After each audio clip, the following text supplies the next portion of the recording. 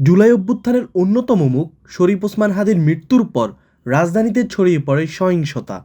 বৃহস্পতিবার গভীর রাতে ঢাকার কারওয়ান বাজারে প্রথম আলো পত্রিকার প্রধান কার্যালয়ে হামলা ও অগ্নিসংযোগের ঘটনা ঘটে।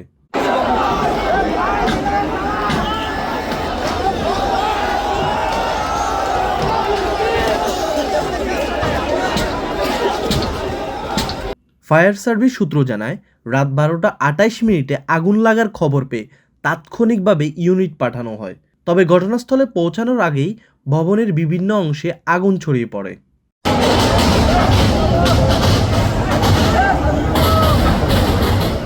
প্রত্যক্ষদর্শীরা জানান, কয়েকশো মানুষ শাহবাগ এলাকা থেকে এসে প্রথম আলোর ভবনে জোরপূর্বক প্রবেশ করে। এ সময় ভবনের ভিতরে ভাঙচুর চালানো হয়। কাগজপত্র ও কম্পিউটার বাইরে ছুঁড়ে ফেলে আগুন ধরিয়ে দেওয়া হয়। রাত আনুমানিক 11টার দিকে ভবনটি ঘিরে ফেলা হয়। আইনশৃঙ্খলা বাহিনীর উপস্থিতি না থাকায় পরিস্থিতি দ্রুত নিয়ন্ত্রণের বাইরে চলে যায়।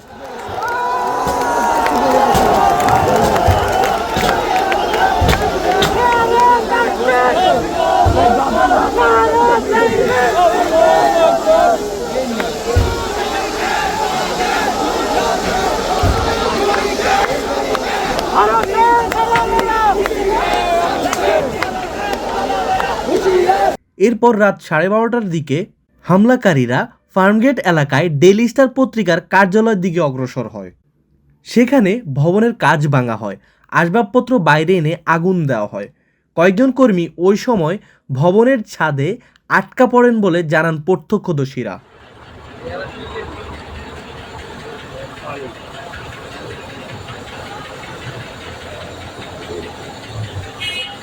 পরিস্থিতি নিয়ন্ত্রণে আনতে রাত 12টা 35 মিনিটের দিকে সেনাবাহিনী ঘটনাস্থলে পৌঁছায়। ফায়ার সার্ভিসের একাধিক ইউনিট আগুন নিয়ন্ত্রণে কাজ শুরু করলেও ভিড়ের কারণে ভেতরে প্রবেশে বাধার মুখে পড়ে।